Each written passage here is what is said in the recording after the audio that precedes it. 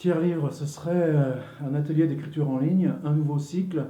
Ce serait pour, appelons-le hiver 2016, puisqu'on va commencer le 1er décembre et qu'on va essayer d'aller jusqu'en mars. C'est pas très grave, je pense qu'on va faire une série de 5-6, quelque chose comme ça. De toute façon, on fera d'autres séries. Pour moi, c'est plus important cette idée comme ça d'être en ce moment, d'être thématique et modulaire. Je rappelle les deux principes dans cette recherche. Que ce soit qu'on puisse écrire pour soi. C'est-à-dire, il ne s'agit pas ni d'épater la galerie, encore que on s'épate bien les uns les autres, et c'est le meilleur plaisir qu'on en tire.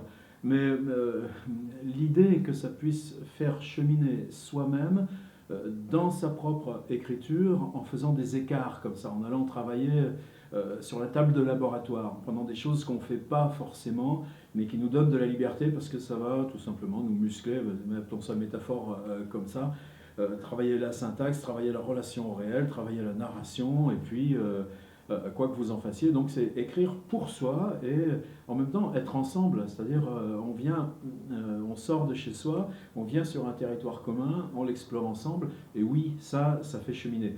Mais deux volets symétriques, ce que je vais vous proposer là, je vais le tester après-demain à l'école d'architecture de Nantes avec Guénaël Boutouillet et puis notre groupe d'étudiants master. C'est la première fois que je l'expérimenterai, mais pour moi, ici, il y a un petit peu le laboratoire du faire écrire.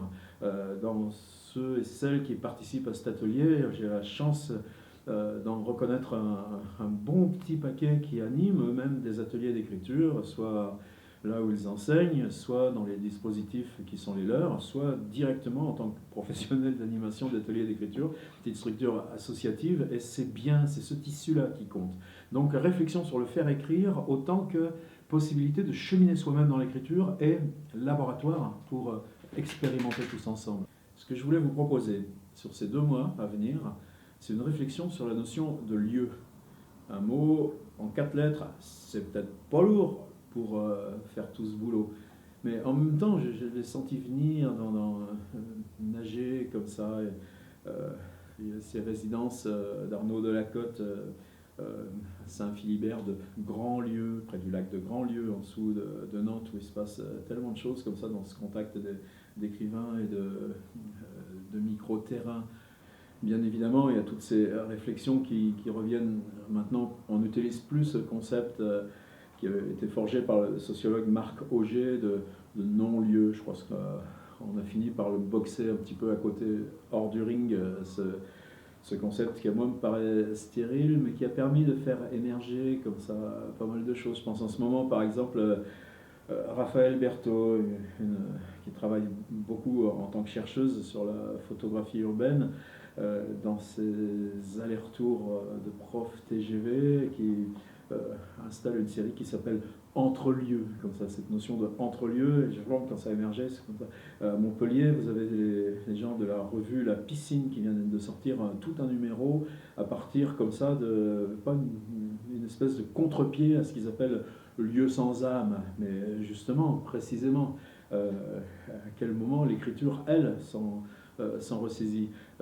Là, récemment aussi, une amie, Cécile Portier, vient de faire un workshop à La Roche-sur-Yon autour de la notion uniquement de description, avec ces questions aussi qui me hantent chez Julien Gracq de paysage. Donc voilà, le mot lieu commençait à me cerner, envie d'aller voir un peu plus loin là-dedans, eh ben, on y va, et vous inquiétez pas, il y en aura d'autres. Ce que j'ai choisi de saisir, c'est la première fois que je m'en sers, c'est un livre paru chez Corti en 2015, si je ne me trompe pas, c'est tout frais, fin 2014, en tout cas moins de 2 ans. Julien Marais, c'est apparemment quelqu'un qui vit en Suisse, près de Lausanne. Il y a d'autres auteurs suisses comme ça chez Corti. Né en 1978, c'est pour un vieux comme moi. Le livre s'appelle Ameublement, un mot qui est un peu bizarre parce que tissu d'ameublement, ameublement, c'est ce qu'on fait quand on ne sait pas faire autre chose, on bouche les trous, quoi. C'est un titre un petit peu comme ça, un titre qui désamorce.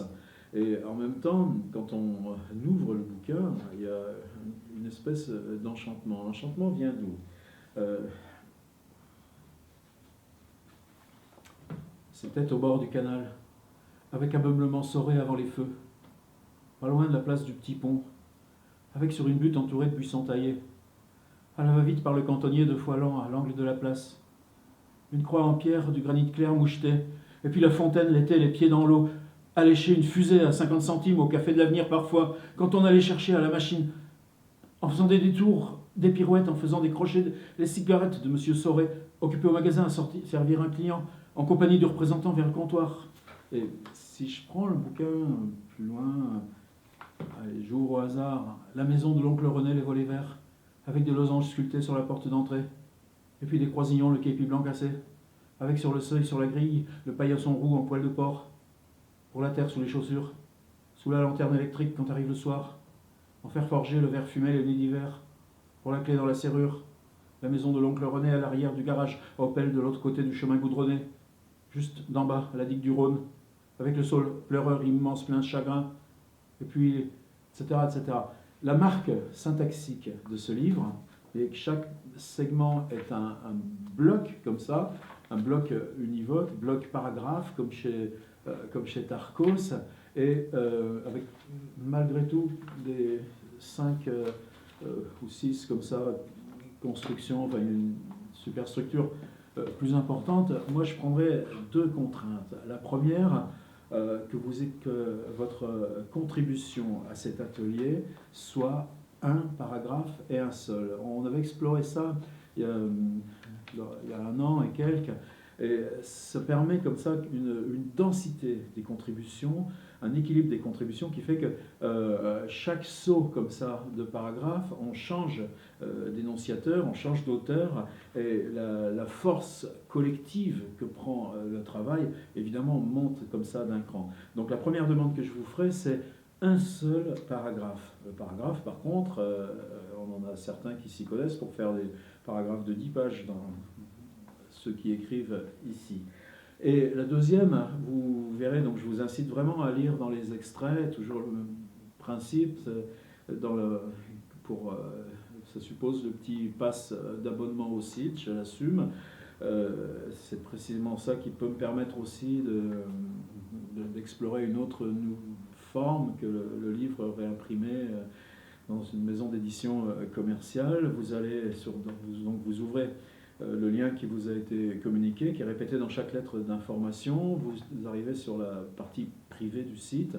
Il y a un onglet, il y a 4 onglets, les livres électroniques, les livres numériques, il y a les facsimilés, il y a les réserves des choses audio et vidéo, et vous avez un onglet atelier d'écriture, et là vous tomberez, vous verrez, c'est facile à trouver, fiches imprimables, et il y a une 50aine ou 60aine d'exercices c'est les fiches que j'utilise quand je travaille avec des étudiants. Donc il y a merci Corti, c'est d'usage personnel, du fair use, c'est je pense que vous serez pas mal aussi à vouloir lire le livre en entier. C'est merveilleux, pourquoi? Parce qu'on a toute une petite ville, ces espèces de micro-villes qui aujourd'hui sont mises à mal dans cette espèce d'aspiration par les métropoles plus grandes. Mais peu importe, l'urbain ne dépend pas de cette taille initiale qu'on convoque. Le fait urbain est là dès qu'il y a cette micro-communauté. Et cette micro-communauté, Julien Marais l'explore dans sa complexité sociale. C'est peut-être ça la nouveauté de ce livre. J'ai toujours pas parlé d'ailleurs de ce qui le distingue dans cette espèce de grenade explosive qui serait sa syntaxe. Mais c'est précisément, on a quoi? Les lieux sociaux, c'est quoi? C'est les boutiques, c'est les commerces, c'est les places et les rues où on déambule et on se retrouve, c'est le café du coin, c'est l'art de la conversation quand on fait son jardin et qu'il y a celui qui passe devant le grillage et puis etc. etc. Ce micro-urbain, on n'est pas précisément avec Julien Marais. Ce qu'on va faire aussi, à partir de Julien Gracq probablement, parce que c'est important d'y revenir, sur de la description. Et c'est peut-être pour ça aussi que ça m'a fait tilt par rapport à cet atelier magnifique fait par Cécile Portier à La Roche-sur-Yon, assumer la description non comme un exercice parmi d'autres, mais comme un univers qu'on explore comme ça tout le temps de 2 jours. Il n'y a pas de description chez Julien Marais. Il y a cette relation où le visuel le social, l'intérieur, sont mis systématiquement sur le même plan. Évidemment, il y a du visuel. Évidemment, c'est là où il faut que j'abatte ma carte. Ce qui distingue ce livre, c'est que le seul trait de ponctuation utilisé, c'est le point-virgule. Quelque chose presque complètement anachronique, et en même temps utilisant cette ambiguïté complète du point-virgule, qu'il est à la fois une rupture et une liaison.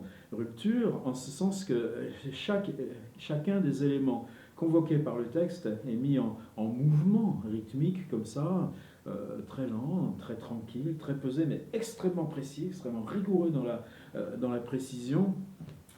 Chacun de ces éléments sont indépendants les uns des autres. C'est-à-dire qu'on peut zoomer. Un élément qui en suit un autre peut être un point de détail.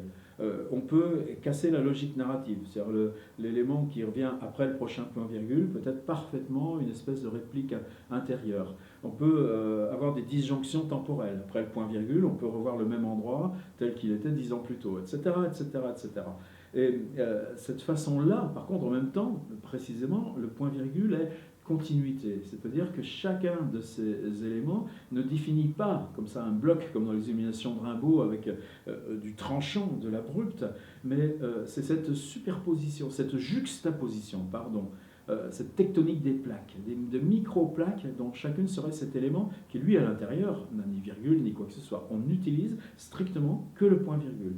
Mais chacun de ces éléments syntaxiques peut être un élément image, un élément visuel, un élément réflexif, un élément de cinétique, un élément d'information, un élément de souvenir, un élément de capter des signes, mais en même temps, ils sont tous mis dans tout le long de ce paragraphe, dans l'immense paix de cette juxtaposition où chacun vient à égalité de tous les autres.